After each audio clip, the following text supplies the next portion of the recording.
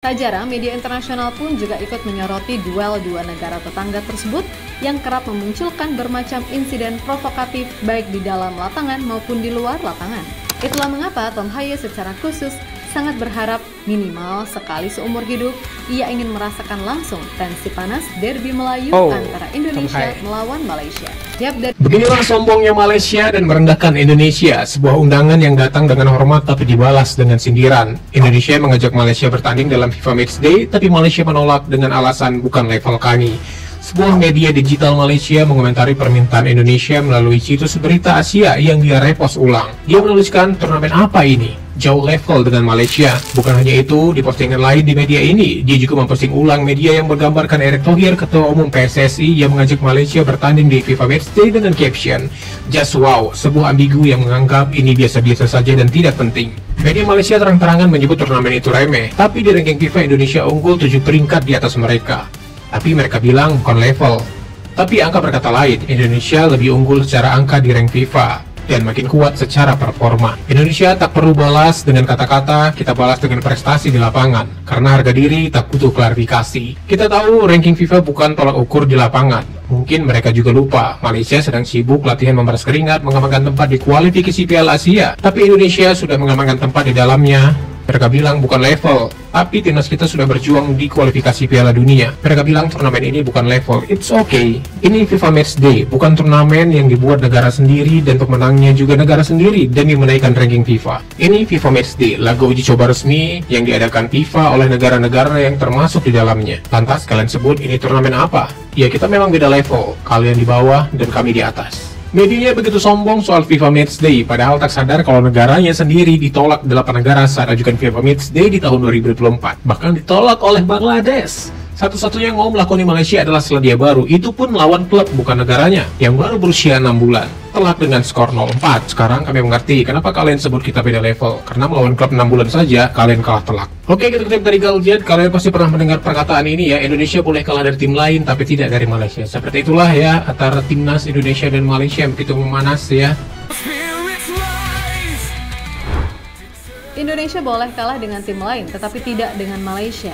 Ya, pernyataan tersebut sepertinya sudah mendarah daging di hampir seluruh lapisan pecinta dan pelaku sepak bola Indonesia. Betul. Tak peduli laga persahabatan atau laga resmi. Setiap timnas bertanding melawan Malaysia, so pasti laga selalu berlangsung panas. Yes. Ada gengsi dan harga diri yang dipertaruhkan saat Indonesia bertemu Malaysia. Tak ayal, tensi panas tidak hanya terjalin di atas lapangan, tetapi juga di tribun supporter hingga ranah media sosial. Tiap sejak dulu hubungan kedua negara sudah mengalami pasang surut. Dan gak bisa dipungkiri pula bahwa duel Indonesia versus Malaysia juga jadi salah satu pertandingan yang paling disorot oleh media. Tak jarang, media internasional pun juga ikut menyoroti duel dua negara tetangga tersebut yang kerap memunculkan bermacam insiden provokatif baik di dalam lapangan maupun di luar lapangan. Itulah mengapa Tom Haye secara khusus sangat berharap minimal sekali seumur hidup ia ingin merasakan langsung tensi panas derby Melayu antara Indonesia melawan Malaysia. Yap, dari sisi head to head Indonesia sendiri terbilang masih lebih unggul dari Malaysia. Kedua tim diketahui udah 97 kali berjumpa di semua pertandingan. Dari sana, Harimau Malaya cuma menang 36 kali. Sementara Indonesia sudah 40 kali mengalahkan pasukan Upin Ipin tersebut. Di level AFF, kedua tim sebetulnya imbang. Dari 8 laga, separuhnya dimenangkan Indonesia dan setengah sisanya dimenangkan Malaysia.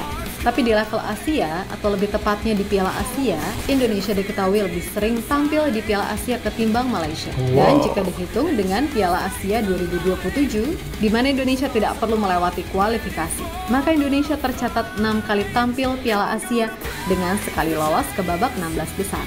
Sedangkan Malaysia mereka baru 4 kali ikut Piala Asia dan belum pernah sama sekali lolos dari fase grup. Ya, secara garis besar, entah dari sisi prestasi, tensi, ataupun sejarah, ya rival bebuyutan Indonesia sejatinya emang Malaysia, kan gitu. Lebih lanjut, pertemuan terakhir Indonesia dan Malaysia di level senior terjadi ketika Piala AFF 2021 silam, yang mana kala itu tim Garuda asuhan Shin Tae-yong mampu menghempas sang tetangga dengan skor telak 4-1. Dan setelah pertandingan itu, sampai sekarang nasib kedua tim kini beneran jauh berbeda. Di mana Indonesia terus meraih prestasi di level Asia yakni dengan lolos ke babak 16 besar Piala Asia dan babak ketiga kualifikasi Piala Dunia. Sementara Malaysia gagal di dua event tersebut. Untuk kualifikasi Piala Dunia, Malaysia malah sudah terhenti di babak kedua karena mereka kalah bersaing dengan Oman dan Kirgistan. Kini dengan situasi yang ada membuat fans tampaknya juga udah kangen untuk melihat pertandingan antara Indonesia melawan Malaysia. Karena jujur aja sih, Mimin pribadi juga kangen gitu lihat tensi panas kedua tim pas ketemu. Apalagi pas supporter adu saywar. Rasanya mantap bener, kan gitu. Sementara itu, Pak Erik sendiri kan kemarin juga udah menegaskan kalau selain Lebanon atau Kuwait, salah satu tim lainnya yang akan diundang untuk ikut mini turnamen buat ngisi kekosongan FIFA Matchday bulan September adalah Malaysia. Akan tetapi dari pihak FVM, mereka belum juga ngasih respon. Entah bergaya aja atau emang takut. Intinya FVM masih diam tanpa kata. Nah, di saat kabar ini muncul, malah satu akun fanbase mereka tampak meremehkan Indonesia.